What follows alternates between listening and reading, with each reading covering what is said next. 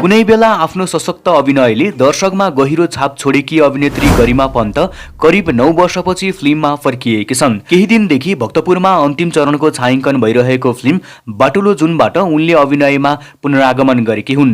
उनले बिहीबारबाट आफ्नो भागको छायाङ्कन सुरु गरिसकेकी छन्। प्राप्त जानकारी अनुसार फिल्ममा गरिमाको जोडी भुवन केसीसँग बाँधिएको छ। फिल्ममा उनी बुढ्यौली गेटअपमा देखिनेछिन्।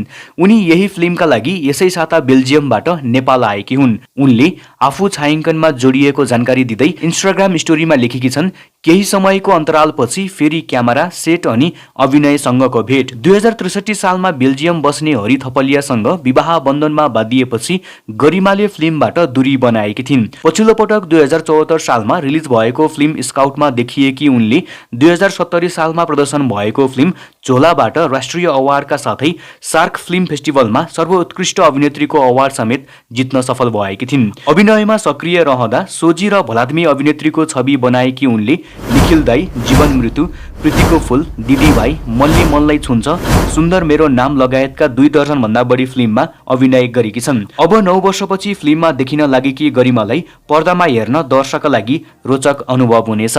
तपाईहरू पनि यो नयाँ बन्न लागेको फिल्म बाटुलो जुन हेर्नका लागि कतिको एक्साइटेड हुनुहुन्छ कमेन्ट गर्नुहोस्।